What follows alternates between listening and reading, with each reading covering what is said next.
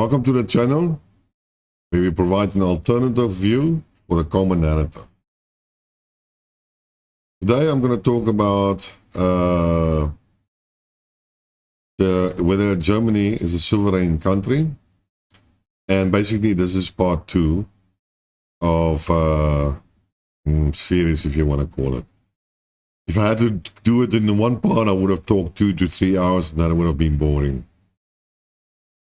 And so, if you are interested and you want to continue listen on why I argue that Germany is not currently a legitimate government, it is not presenting the German population, and basically that World War II has never ended.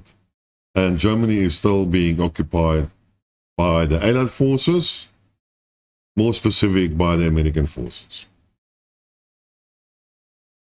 So let's see if you can agree with what I say. All this information comes from Wikipedia. Well-known sources should be acceptable to you as the viewer.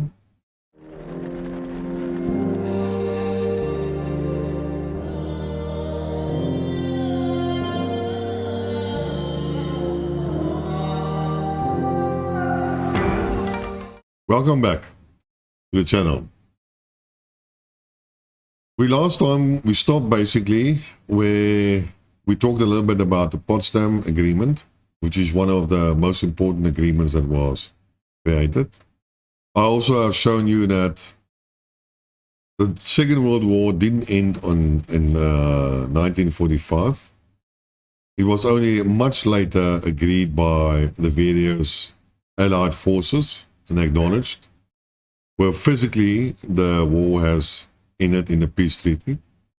I've also indicated that the Allied forces only signed a peace agreement with the German Wehrmacht, or military command, but never with the German government, and basically that they rejected the Nazi government as an illegitimate government, which is quite funny because before the Second World War, they made treaties with Adolf Hitler and they did recognize them as a government, and they had ambassadors and all the other stuff and trimmings of a government. So why they treated Germany and the Nazi regime after the war differently than before the war, I'm not sure why they did that. So from a legal point of view, you have created the precedents by acknowledging them as legal before the war, and therefore you cannot suddenly consider them as illegitimate after the war, just because you feel like it. That will not stand in a court of law. And I've also indicated that the current constitution of Germany is called the Basic Law, and the Basic Law was basically adopted as an interim constitution in 1949, and it was never formalized, and it was never voted on by the people or accepted by the people as required by the Basic Law. I think it was Article 146. So, even if the Federal Republic of Germany today wants to argue that the Basic Law is the Constitution, then they have to prove that they have had a referendum on the Basic Law and whether it was accepted by the people or not. And I'm not aware of any referendum regarding this matter. But let's look a little bit further into the whole matter. Oh yeah, before I even go, and I've also pointed out that the German Reich, which later became the Weimar Republic, of which the Federal German Republic says it's a continuation of the German Reich, only constitute of the current Western and Eastern Germany. It is not a combined, not all the German Reich territory has been returned and unified. A huge portion of that is still in Poland. And I've showed you a nice map about that. So let's continue. The West and East Germany after the war. Now, as I've stated, the Potsdam Agreement is very important. And under the Potsdam Agreement, the three Allied powers, the United States, the United Kingdom, and the Soviet Union, had agreed that the final peace agreement would have to wait on the re-establishment of a German government adequate for purpose of agreeing to the Allied peace terms. That means that they didn't recognize any existing German government. In the interim, it was intended that the Allied Control Council would exercise all sovereign authority within Germany, while the Council of Foreign Ministers would oversee the development of a new German state institutions. Now, France was invited to membership of both bodies, although de Gaulle had not been invited to Potsdam and refused to be bound by any agreements made there. So the French were not part of the Potsdam. And subsequently, as Cold War antagonism grew, the three Western Allies resolved upon the foundation of the West German Federation, consisting of the territories in the three zones of occupation. That means that because of the Cold War starting to happen between Britain, France, and Britain and America and the Soviet Union, the friendship wasn't that nice anymore. And then the Americans went and talked to the France and asked that France to join them. And then basically the Americans, French, and the British decided that the territory that they were occupying is going to form the new federal German government. And that was established on the 23rd of May, 1949. And actually, the basic law, as I've stated, was adopted by the Parliamentary Council, and then it was approved by the Western occupational forces. Which again is the funny thing, is that external forces determine your constitution by which you have to live. And on the 10th of April 1949, the Western Allies had drawn up the occupational statute and had it conveyed to the Parliamentary Council. And officially announced on the 12th of May, it reserved a number of sovereign rights, such as foreign policy and external trade, to the three Western Allied authorities. That means basically the German government was not fully in control of all the functions of the government, especially, and you should note here, foreign policy and external trade. And what does that remind you of? Germany's current situation with Russia in terms of political views, and German trade with Russia in terms of the sanction laws. So you have to ask yourself if America is still applying and granting itself the right as established on the 12th of May 1949. And by all actions and evidence, it seems so. Of course, in reality, why would Germany give up such a prosperous, cheap future, market, energy source, convenience, everything that's beneficial with that? Doesn't make sense. And how many times have we criticized them about that? In any case, the amendment to the Western German Constitution was subject to Western Allied permission. Specific laws could be rejected, and the military governors could take over all government power in the times of crisis. That means, again, every law that the Germans made, the Allied forces had to approve it. And they could reject it if they didn't like it. And if they didn't agree with the situation, then Allied military governors could take over command, all governmental powers.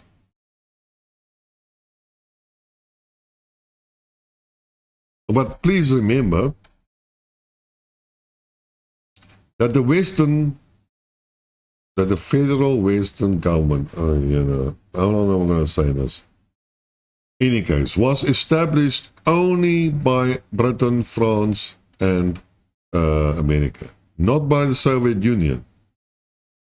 But the Allied forces were included in the Soviet Union. So in order to make it legitimate, all members of the Allied forces had to approve it. But the Soviet Union didn't approve the Federal Republic. So it's not a legitimate government body. The same happened on the other side. The Soviet Union established the DDR in East Germany, which was initially not recognized by the Americans and Britain and France. But by the General Treaty of 1955, the Western Allies recognized the full sovereignty of West Germany. However, insofar as the Allied High Commission was acting outside the authority of the dormant Allied Control Council, it was highly uncertain what, and if any, sovereign authority it could claim over Western Germany. In the end, the Federal Republic, in the course of which it negotiated in 1972 a basic treaty with the GDR, it recognized it as one of two German states within one German nation. While the treaty was challenged in the Federal Constitutional Court, and apparently contradicting the overriding aspirations of the Basic Law for a unified German state, but the treaty's legality was upheld by the court. Again, couldn't change, a biased decision in my opinion. So now you have two governments within one nation. I'm not totally sure how you're going to gel that. And then consider yourself as a unified Germany. But that's not what happened. It was argued, although the legal personality of the German Reich was considered to have survived into that of the Federal Republic, all of the organs and institutions of the Reich had long since been distinguished by the action of the Nazi regime and their post-1949 successor state institutions, were in no sense their continuators. The entire German federal state apparatus has been newborn, rebuilt from the ground up since 1949. And this is where I have a big problem. Just because there was a Nazi regime from 1933, basically what they are telling us is that the German Reich stopped in 1933 to exist and only started again in 1949, and then they call that a continuation of the previous German Reich. Well, either there is a continuation period in which they existed, or there is no continuation. If they state it is a continuation of the Weimar Republic, then it should have been recognized from 1933 up to 1949, and then a continuation. The fact that the Nazi regime was arbitrarily considered as a non-government of Germany, that's just an opinion. It actually means nothing. And if there's a break in a chain, then there's a break in the chain, and you start the chain from new on. You cannot say it's a continuation. That is just stating what wishful thinking. So I'm not sure how these people argue, but like I said, when I started to read this whole thing, it's like a mishy-mushy type of arguments in order to validate their goal or their own narrative. But if you look carefully at this, it's a no-no. But let's continue, because there are multiple other problems still coming. So we have the reunification of West and East Germany.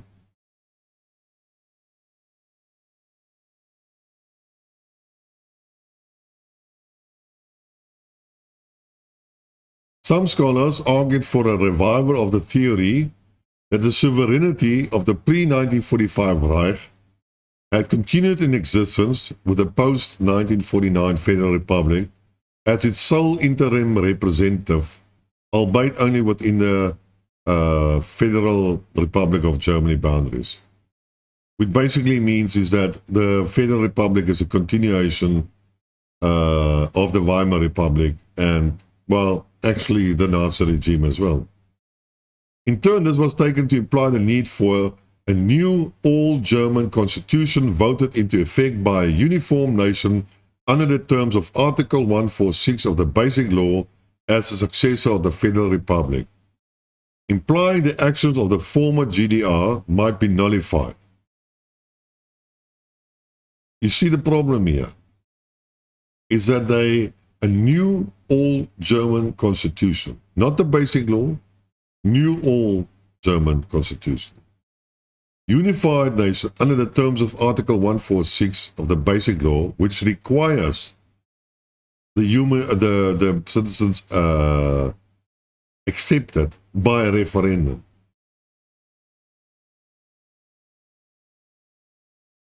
And that the Federal Republic will continue, but the GDR, the Eastern Germany, will be nullified. In the event the unification of 1990 was initiated under a quicker process of Article 23, by which existing German states could declare their accession to the Basic Law of the Federal Republic through the decision of the free representative democratic institutions. What it basically means is two paragraphs, is that you can unify Germany in two ways. You can create a new all-German constitution, then have basically a referendum, and then you can have a unified German government. And this was one of the ways that the East Germany could join basically or reunify.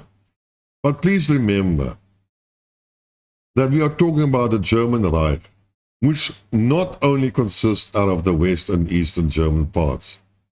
It also consisted out of a number of territories currently in Poland, or specifically Prussia, Eastern Prussia and Danzig.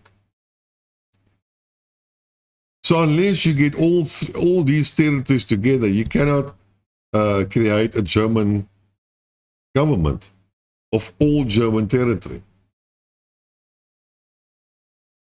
Okay, but this would have taken a lot of, this method of, like I said, constitution and so on, will take a long time. There will be a lot of negotiations and a lot of problems that would have arisen, which happened after the World War. Yeah, things that people don't really like to address. And Eastern Germany was already basically in economic collapse.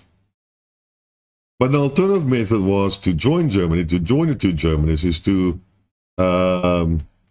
initiate the unification on Article 23, by which an existing German state can join another German state and be incorporated into the Federal Republic, based on the free decision of the decision of the free representative democratic institution.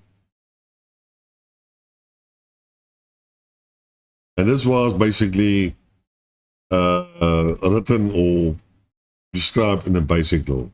And this process implicitly confirmed both the continued sovereign states of the Federal Republic under the Basic Law and also the de facto and de jure legal capabilities of the political institution of the former East Germany, both in declaring accession to the Basic Law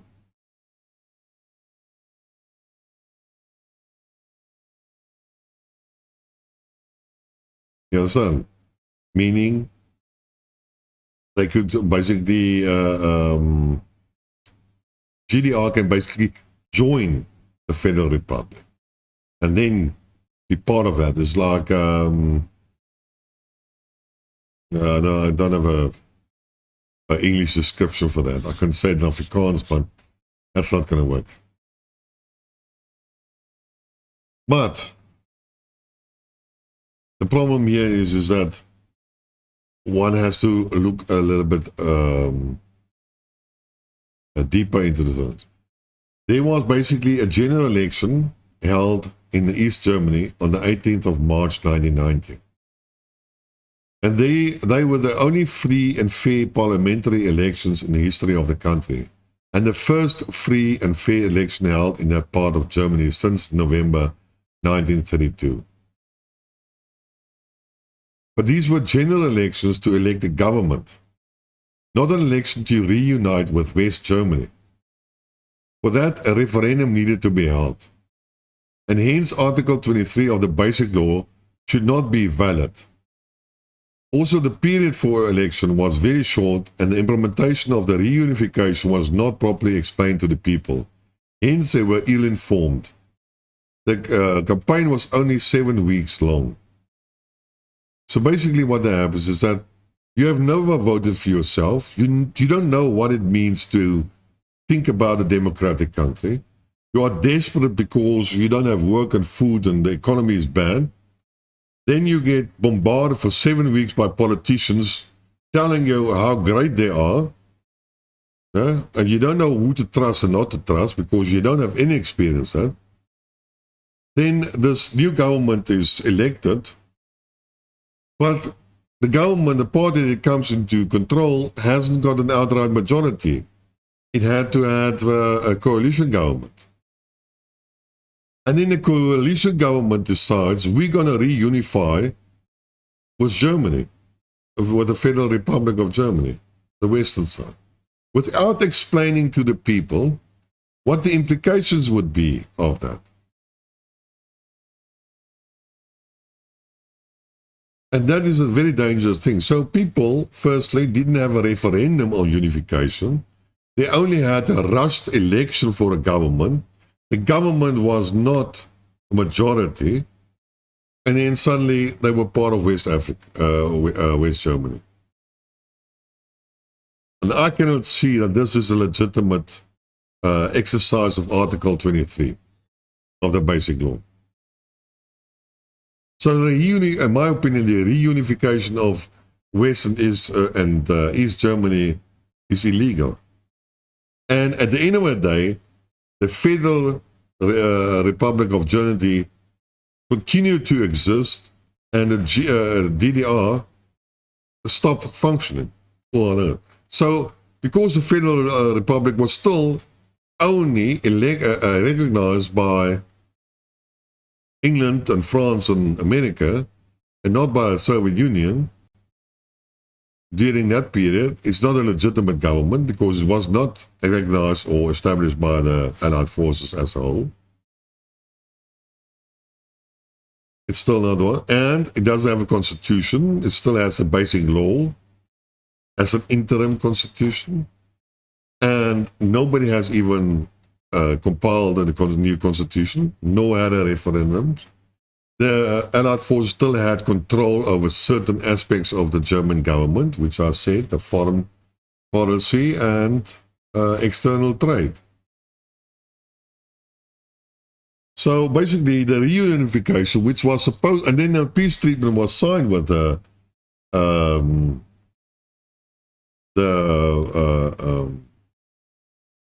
upon reunification with the Federal Republic, which again was, I say,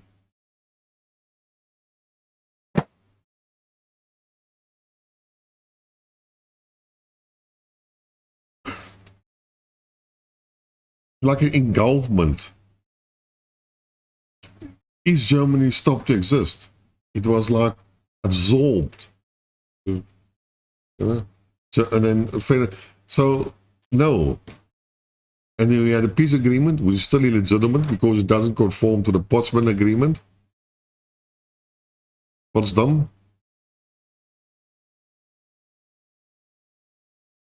And it doesn't contain all the territories of Germany. And there was no referendums. No. As a summary, the German Reich was defined in 1871, and it was still in effect in 1933, at the end of the Weimar Republic, and the ascension of Adolf Hitler. In fact, the Weimar Republic was never terminated, nor ceased to exist. However, it was not seen so by the Allied forces. But that doesn't mean that it is like that. It was a view of the Allied forces, nothing more, nothing less. However, the Allied forces recognized the Western Germany as a continuation of the German Reich.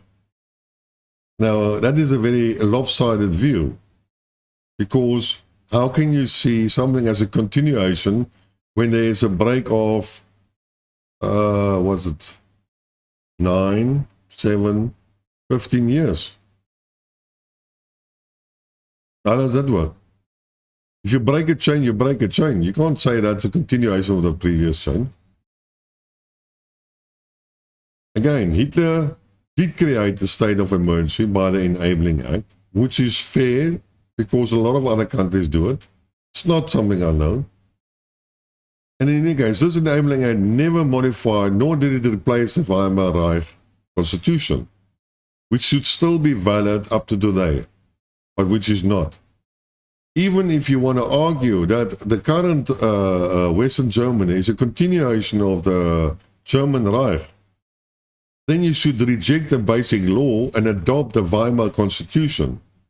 But that's not what the Western Germany has done. So it cannot be a continuation of the Weimar Republic because it doesn't have a constitution and has an interim constitution and didn't accept the Weimar Constitution. You see how many loopholes are here? How many discrepancies are there?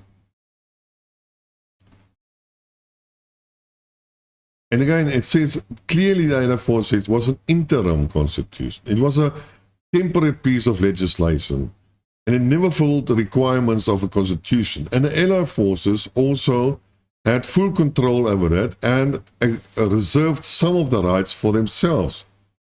And well, how many points is that now? Because the other point is that the people never voted for that constitution, and therefore they have never accepted it.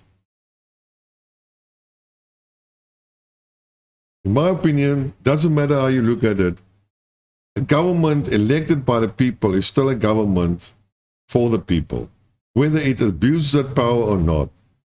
And the Nazi political party was elected by the German people. It was supported by the German people. Therefore, it represented the German people. And therefore, it was a legal entity and should have been recognized as such. No foreign country can deny that.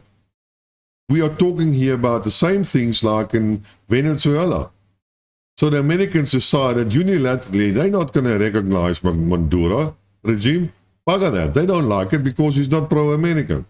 No, we're going to support this other idiot. What's his name? Gonzalez. Guido. So I don't know how to spell it. But in any case, now, when we're going to give him all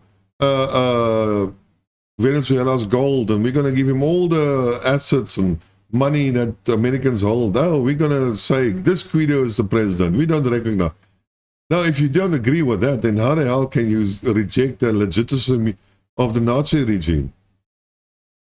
It doesn't work like that. You have to be consistent if you all want to argue about this all. And also, the Allied forces never signed a peace deal with the German government, only with the German army. And then it was only implemented years later with the intention to remain in Germany from a military point of view in order to counter what? The Soviet Union.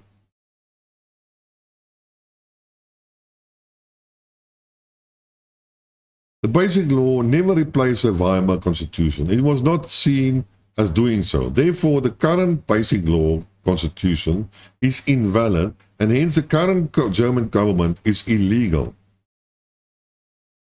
And it is due to two reasons. The Allied forces approved and controlled this constitution, and secondly, it was never voted on by the German people. On the unification of East and West Germany, this was not a true unification. Effectively, East Germany never voted to join West Germany, as required by Article 23 of the Basic Law.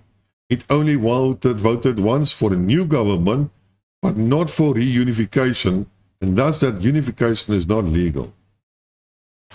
The combined East and West Germany also did not vote for a Basic Law or a new constitutions as required by the Basic Law. Hence, the Basic Law is illegal. The West German government remained active after reunification and is considered as a legal Germany. However, that is not true, since it was only recognized as a temporary arrangement by America, France, and Britain, but not by the Soviet Union. So it was not recognized by all parties of the Allied force.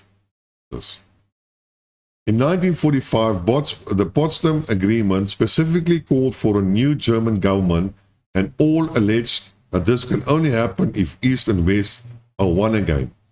This means that when Germany is whole again. However, after unification, a large part of the Weimar Republic was still occupied by Poland and the Soviet Union. Hence, the Weimar Republic could not be re-established, and hence the new government is not legal. Only when those German parts in Poland and Russia, east of the Oder-See line, is reunited with today's Germany, can the terms of the Potsdam Agreement be fulfilled and a valid and legal German government be formed. And here I quote, by virtue of the legitimacy, by virtue of the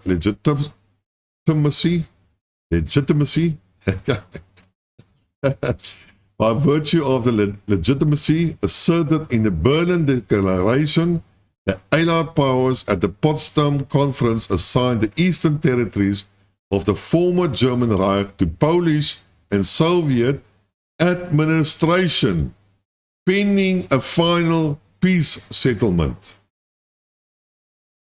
Please note the wording. Assigned the eastern territories of the former German Reich to Polish and Soviet administration, pending a final peace settlement. You understand what that means?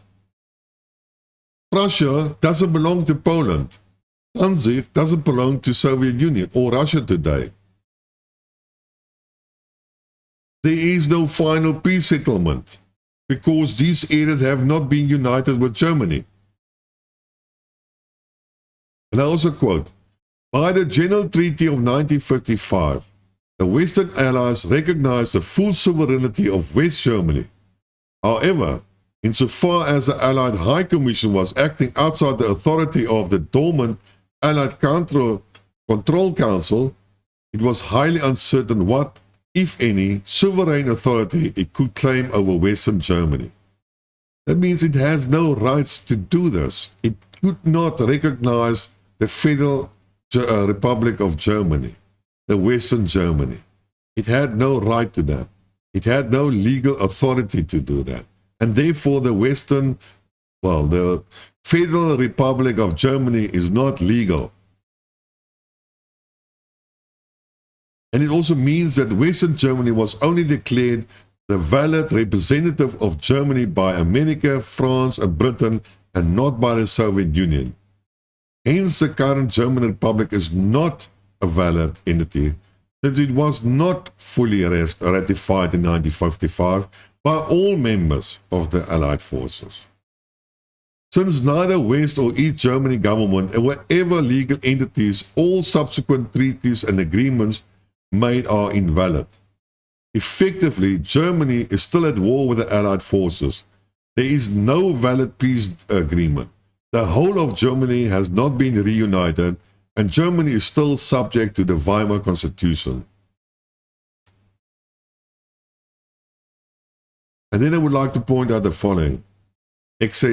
Annexation in international law is the forcible acquisition of one state's territory by another, usually following military occupation of the territory. It is generally held to be an illegal act.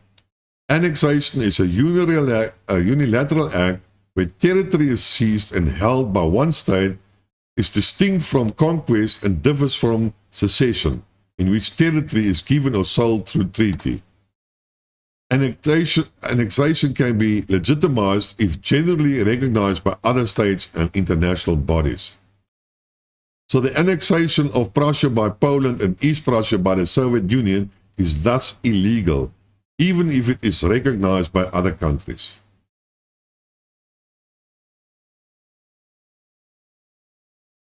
That's why you have to ask these idiots in Poland, why do you want 1.3 trillion euros war reparations if you have stolen and occupied German territory? Why is nobody asking these Polish idiots?